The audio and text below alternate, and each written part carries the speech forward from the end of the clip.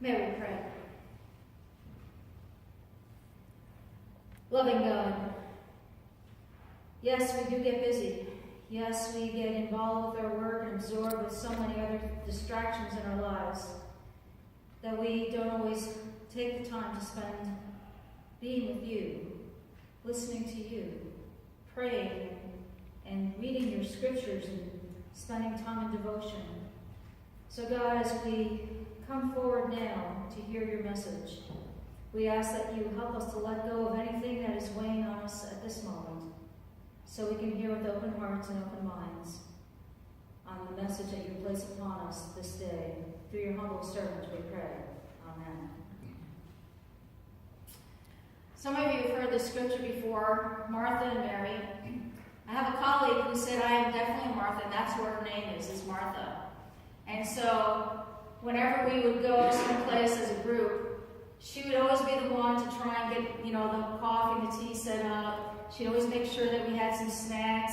She always took care of us. She reached out with hospitality all the time, which was wonderful. Guys, the rest of us a little bit lazy, but it was a wonderful thing because she always was that way. And she said, yes, I live up to my name. And back in Jesus' day, it was expected of the women to take care of preparing food and waiting on the men in all sorts of different ways with the food, clearing the dishes, setting everything up. And so Martha, she was doing what, was expected of her. But also hospitality is always so important, way back then and even today. But back then, hospitality was very important. So you wanted to feed people. You wanted to greet them and welcome them. And so that was a really important aspect. And Martha took it to task. She just, got right into it. She went into the kitchen and she started preparing all the food. And she was working really hard. And she was expecting her sister Mary to kind of come and help her. But Mary had a different idea, because there she was in the room where the disciples were, listening to Jesus and listening to what he was talking and teaching them. And so Martha finally, I don't know if she burned something or if she dropped dishes and they broke all over the floor, whatever it might have been, she had enough. So she comes out and she says to Jesus, Jesus, please, can't you see what Mary's doing? I need help. I need help in the kitchen. Can't you tell her to come and help me? And Jesus just kind of said, Martha, Martha, this is a time when Mary got it right, in the sense that she sensed my presence here and she wanted to learn. And Jesus told Martha that you've been distracted by too many things. So Martha, of course, might have been a little bit put out by it, I don't know. But do we ever get distracted? We are on social media all the time. If you go into a restaurant, anytime you go into a restaurant, how many people do you see looking at their cell phones, texting? Sometimes they're not even talking to one another at the restaurant, right? They're texting, they're doing things. I found out that somebody else, when it's time for dinner, they text their son who's upstairs to let him know that it's dinner. Okay? Doesn't even call, or shout out, hey, come on down, it's dinner time. Just text them. It works. Here's the foot's on the steps, and they come down. But we have so many distractions in our lives. We get so busy. If we have a lot of schedules, we check our calendar on our phones. If we forget to put something in there, it really messes us up, because all of a sudden we have two things scheduled at the same time because we forgot to put one in our phone, in our calendar. So we can get distracted that way. We can be overconsumed with work. We can put so much time and effort into our work, whether to get a promotion or just because we feel so obligated to work so hard that we lose sight of everything else. And this is what Jesus is trying to teach Martha, is that, yes, there are times to, work in the kitchen. There are times to do things. But there's also time to spend with God. And that's what this whole worship series has been about, is kind of letting go of our busyness, working with an unhurried God. When I worked in this one paper mill, I was in charge of 2 paper machines and 4 crews on each machine, 4 hourly crews. So I was there by 6 o'clock in the morning. I'm not a morning person, but I had to be there by then because we had a 6 o'clock in the morning meeting. Every morning we had a production meeting. And then after that you had to meet with the maintenance people that were going to do tasks, whatever, on your paper machines. And if you had a good day, you might leave at 4 or 5 o'clock in the afternoon. But if you had problems on the paper machines, you were often there until 7, 8, 9, 10, 11, even midnight. It didn't matter. And then you did the same thing the next day and the next day. And supposedly we had weekend duty only once a month because the other supervisors were supposed to cover your machines so that you could have a weekend off. Well, that didn't really work either. So what did we do? We worked every single weekend as well. So you just constantly worked every single day. And it was exhausting, and we were tired, and we were worn out. And it was a very stressful place. And the big bosses, if you were there and the machines were having problems, and it was midnight, even though you lost a lot of production the next day, they would tell you it's okay, because they saw you there. Now, if you weren't there, and your machines were having all sorts of problems, they would chew you out big time the next day, because it's like, why weren't you there? So work was our entire life. That's all we did. We worked, we worked, we worked. We put in all these hours. Do we gain anything from it? I don't think so, because we had no other life. And some of the people had gotten divorced. They had a lot of stressful situations. It wasn't really healthy for any of us. Is that the way we want to live?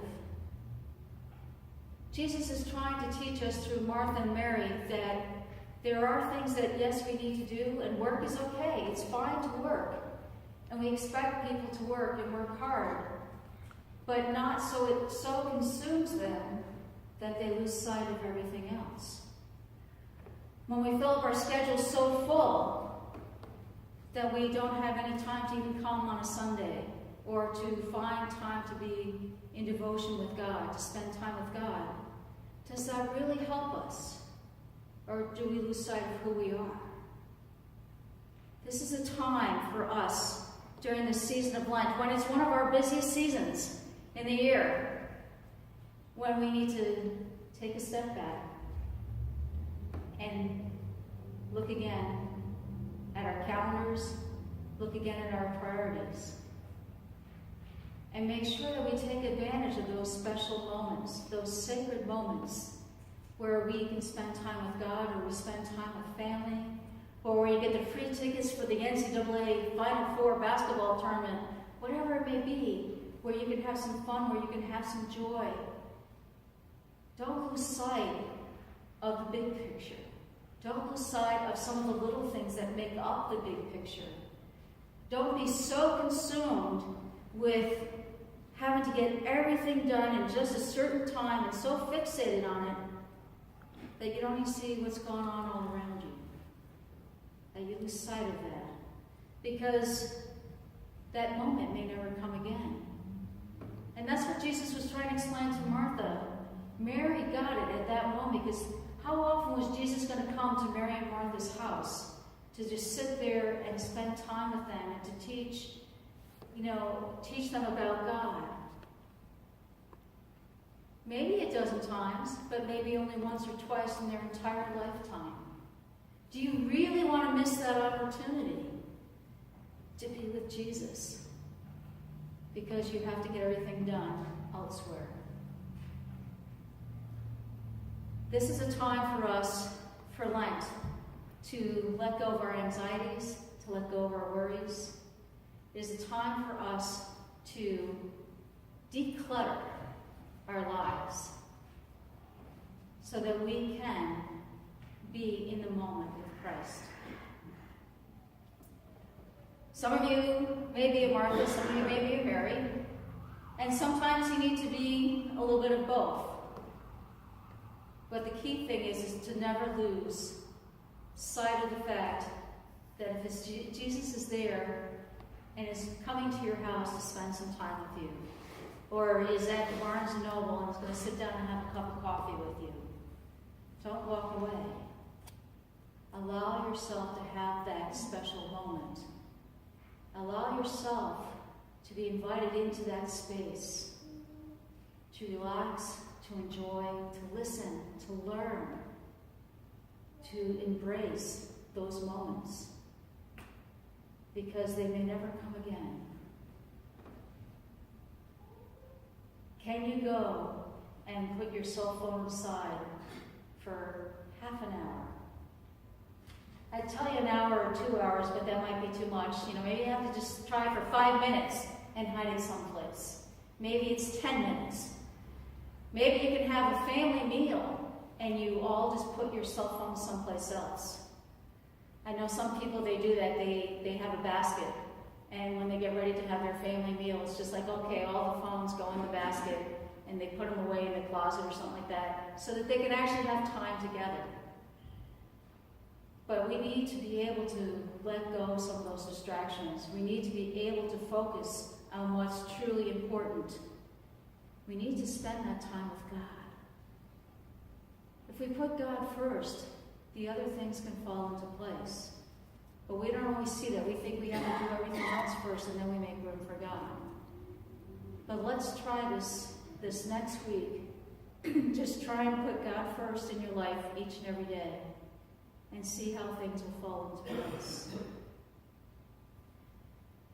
We are so blessed because we are traveling once again with Jesus. We are traveling with him from Bethany, where Martha and Mary are, to the Mount of Olives. We're going to go travel with him to the Garden of Gethsemane and to Jerusalem, and then back to the Garden of Gethsemane, and then back to Jerusalem, where he meets Pilate and Herod. And we're going to experience so much throughout the rest of this journey in Lent and Holy Week. Do you really want to miss that special journey because you want to go do something else? This is such a critical time in our faith. It's such an important time when we can really learn and appreciate all that Jesus is doing for each and every one of us.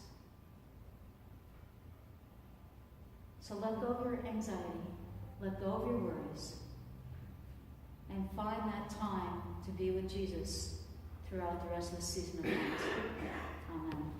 Amen.